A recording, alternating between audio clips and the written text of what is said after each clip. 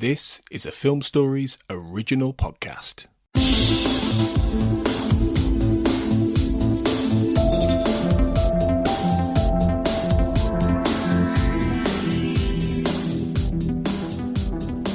Hello and welcome to the Xcast X-Files Podwatch, episode 31. My name is Clara Cook and I'm here with Andrew Blaker. Hello, Andrew. Hi, Clara. How are you? I'm good, thank you. Today we will be discussing Season 3, Episode 11, Revelations, and Season 3, Episode 12, War of the Coprophages. Always the one that no X-File fan can say properly. So first of all, we're going to talk about Revelations. So this is Season 3, Episode 11. It was first aired on the 15th of December 1995. It's directed by David Nutter and written by Kim Newton. The basic outline of the episode is that Scully and Mulder investigate the murder of an evangelical preacher and discover a boy in a local school who is showing signs of the stigmata and is being pursued by the suspected killer. So this episode is kind of the first one, really, where Scully's Catholic faith becomes a sort of part of the central storyline. What did you think about this episode, Andrew? I like this. I have mixed feelings on this episode. I think it works best as a Scully vehicle. Like you said, it is one of those, religious quests like episodes for Scully that they do here and there throughout the series. I liked it overall. I thought it started out very well. I got a little confused by the time we were to the end about, certain characters and motives and everything. But overall, I like it. Overall, I felt like it had a really good atmosphere to it, and I thought the writing was pretty well as well. So I had quite a different reaction. I actually really didn't like it. There were certain things about it that I did like. So I like the fact that the switch in the episode between Mulder being the believer and Scully being the skeptic, a completely switched around this time. So Mulder's the skeptic and Scully's the believer. Although I think Mulder is a bit overly dismissive and maybe slightly too kind of sarcastic about Scully's religious Catholic beliefs, or about the Catholic sort of religious theme in it. It's not really Catholic, is it? Because she's Catholic, but it's an evangelical preacher. So and it's just Christian, I suppose. I agree with you. I wasn't sure what the motivation was to this boy. So is it the boy being pursued who's showing signs of the stigmata, which is when you bleed from your hands, your palms of your hands and your feet, in the same way that Jesus bled while he was crucified. The character's called Kevin Kaider. I'm not quite sure why he was chosen by God or why he was showing the stigmata, if he was chosen by God, and why this assassin, sort of evil assassin, was pursuing him. And they don't really ever explain that at the end of the episode. No, they didn't. And that's kind of what I'm talking about. They throw a lot at you, and they leave a lot of things hanging. We first meet Kevin's father, who's been committed to a psychiatric facility of some sort, and he believed that his son was in danger from evil forces, but after that, it's just very vague on certain of those themes. So I definitely agree with you on that. It's hard to follow at times. Yeah, and I think that the whole story basically centres around Kevin running away from the assassin and the assassin pursuing him. And there's sort of lots of scenes where Kevin flees this scene and flees that scene and flees this situation, that situation. And ultimately, at the end of it, it's supposed to be Scully who's supposed to rescue him because she's a believer. She's got this sort of, I guess, this destiny in terms of her faith or whatever. I think the finale, a sort of finale sort of action that takes place, the last scene that takes place in a recycling plant. I mean, I don't know if it's just me, but I don't really find recycling plants like all that's frightening. I mean, I guess it's any big dark space, I suppose, but I'm not even sure why the guy took him to a recycling plant. I mean, maybe that was hinted at somewhere in the episode, but by that point I think I probably had stopped paying it too much attention. Yeah, I think the guy Simon Gates is the main guy that we're talking about. He owned that. He owned the recycling plant. It was in Jerusalem, Ohio. Laying it on kind of thick there. But yeah, that I think that's the only reason he took him there, was just because he owned it. There is an actor in this who Michael Berryman, who plays Owen Lee Jarvis, and he's famous for being in lots of films. He has quite a striking face, and I think he often plays villains. And he's actually playing a sort of a good character in this episode, and that is something that I thought was good. So this idea that he's supposed to have taken Kevin, but he's taking Kevin to protect him. But just the reactions of the adults in the story, including Mulder and Scully, is to assume that he's going to hurt Kevin. There's something sinister about him, based on the fact that of the way he looks and the way he acts. And actually, he's supposed to be this sort of protective angel, kind of. And I thought that was really good. But I feel like Scully's faith deserved a better vehicle than this particular episode, to be honest.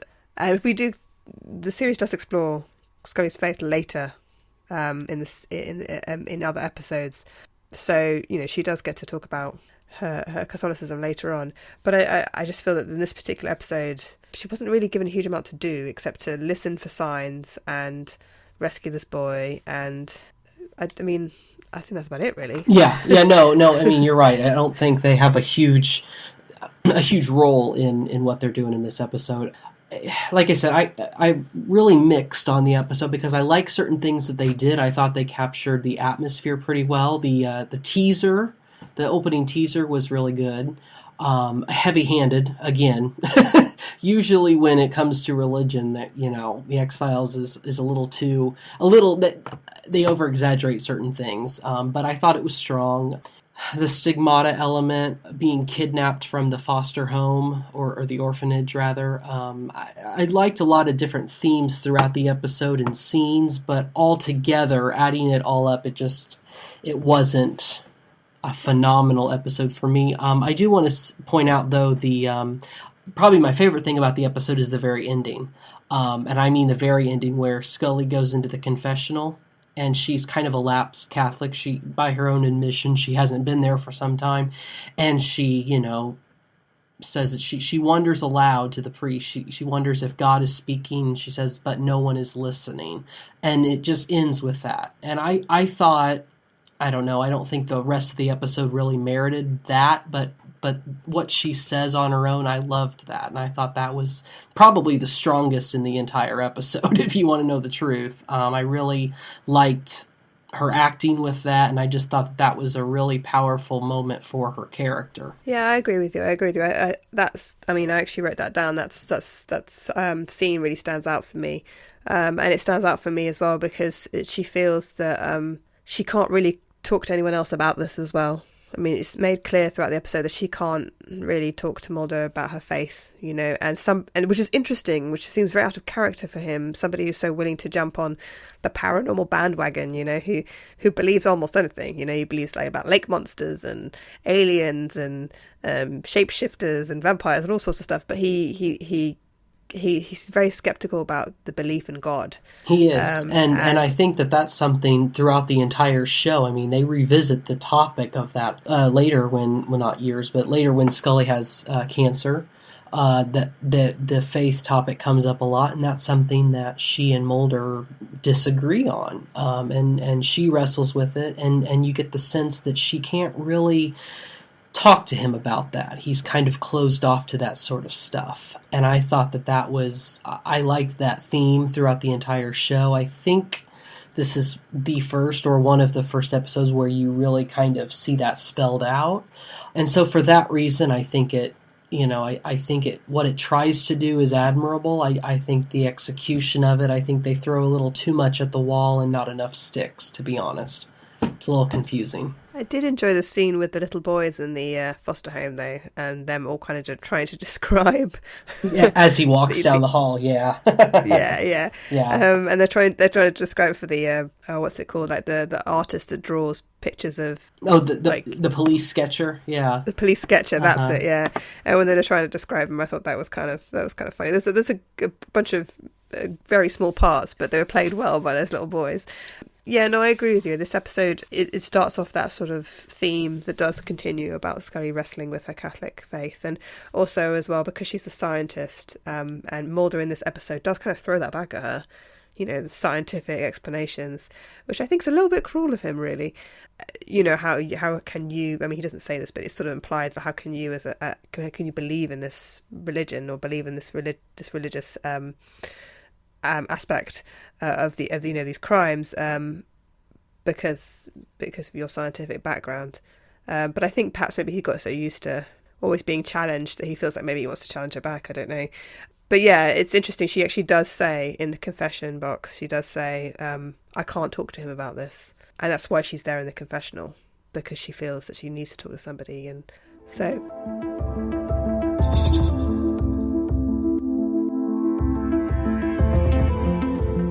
All right, let's move on to the second episode for today. That is the War of the Coprophages. Coprophages, one of those. We'll go with whatever. They know what we're talking about. Yeah, exactly. So this is season 3, episode 12. It's directed by Kim Manners and is written by Chris Carter and Darren Morgan. Although I think a lot of it's written by Darren Morgan, but I think they've worked in conjunction for this.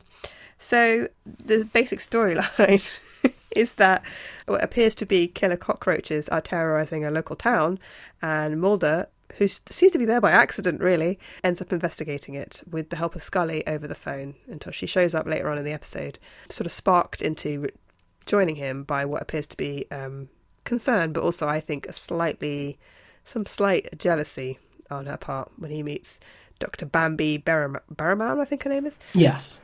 So, Andrew, what did you think of this episode? Oh, I really liked this one. I really liked it. Classic Darren Morgan, not his strongest in my opinion, but they're, very close. It was just really funny, and I really liked the interaction between Mulder and Scully.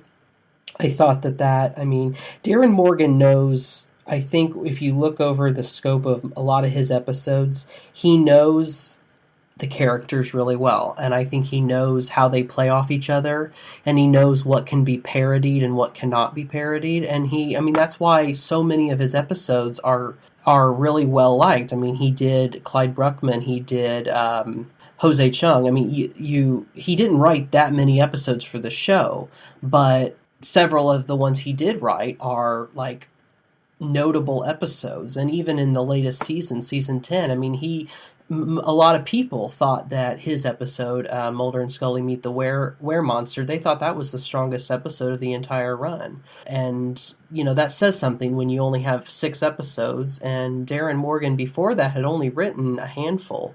And, he did really well with that. So I think he plays to his strengths here, and I thought it was a really good story and a really good episode. Yeah, it's a great episode because it is so funny and kooky, but also because it is also exploiting this sort of disgust that we have about insects. I see just generally the human race. Cockroaches are not something I think anybody really massively enjoys having around, unless I don't know, I guess maybe there are people who own cockroaches as pets, I guess. I don't know. I suspect there probably are somewhere.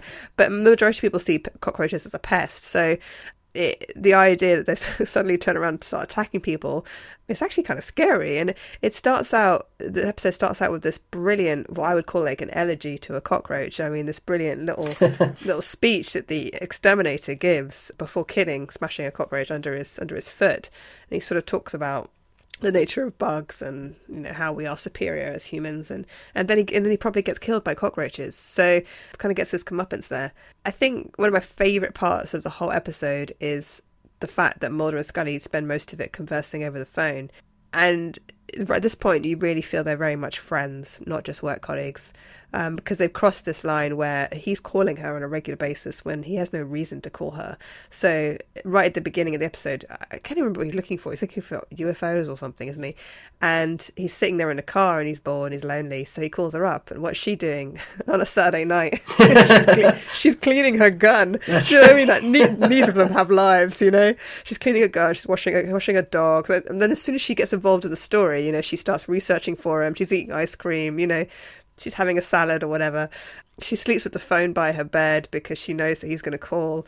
And each time he calls her, he comes up with he sort of says, oh my God, this amazing thing happened. This person was killed by a cockroach or whatever.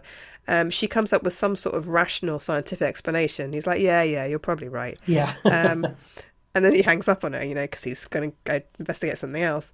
I've got to call you back. I've got to call you back. And I think one of my favorite moments from the whole episode is when he talks about the fact that he's found this government test site, the government property, and she says, I don't think you should. I know that you've trespassed on government property before. I don't think you should do it. This isn't the right time. Mm-hmm.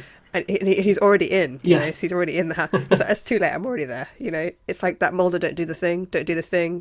He's like, I'm not going to do the thing. And she's like, you're going to do the thing. And he's like, I've done the thing, like, don't do it, Mulder. And he's done it already. And just the introduction of Bambi, I think, is pretty hilarious. She's so excited by bugs. I love that scene where she and Mulder are talking about the cockroach over a microscope, I believe. And all of a sudden she just starts talking about cockroach genitalia. And right then, it's so funny. All double entendres, and the fact that she's just so obsessed with a bug, and I just felt like it was a really, really well written part of that episode. My favorite scene would have to be Scully when she finally arrives in Miller's Falls, I believe is the name of the town. When she finally arrives there and she's at the grocery store, and it's just mass chaos.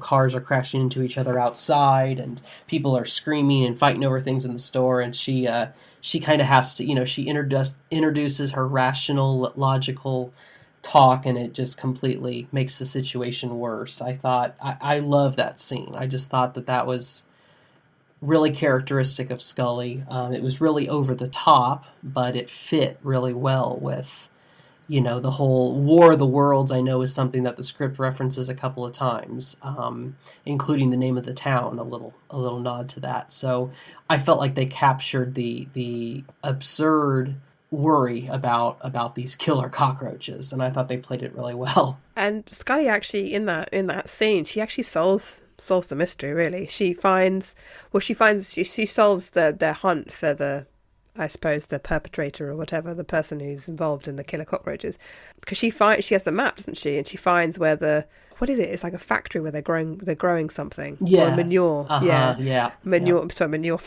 factory, but something like that, where they're housing manure. And it's just kind of hilarious that after all, Mulder's been there for a day or two. Scully just kind of comes in and sort of figures out almost immediately, in the middle of chaos, about what they need to do. There are some recurring character actors in it. So Ken Kramer plays Dr. Alexander Ivanov, I think it is, who is the one who's constructing bug-like machines. He was actually in 3, actually. He was a doctor in 3, the episode 3.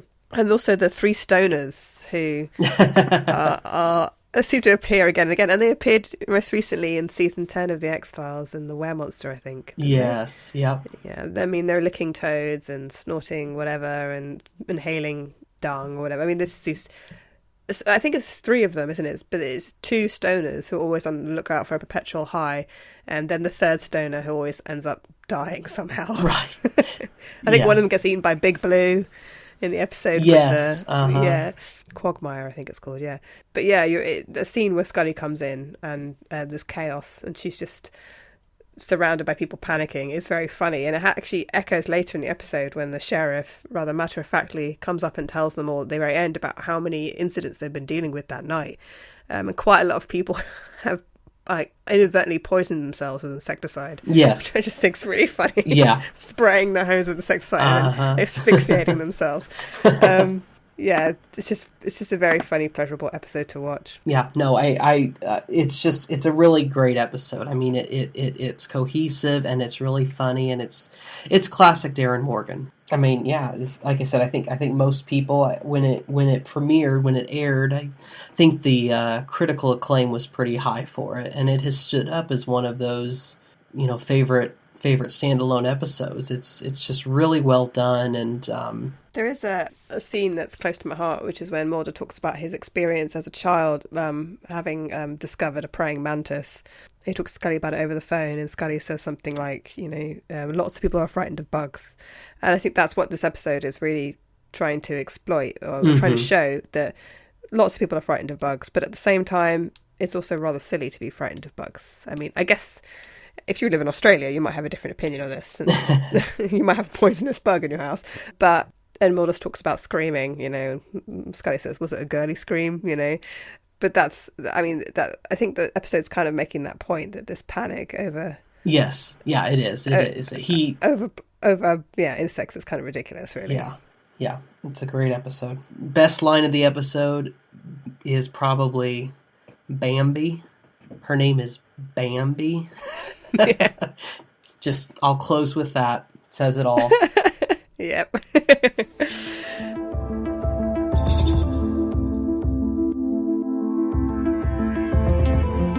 So, thank you for joining us today. Thank you. And the episodes that will be coming up next will be episode number 32, where there'll be people discussing synergy and grotesque, which are both very good episodes. So if you would like to find us on Twitter, we are at @the_X_cast. And on Facebook, we also have an Xcast X-Files podcast fan group. So please do head over there and ask to join, and you can discuss this episode and anything else X-Files related. Thank you very much for listening today. And until next time, trust no one.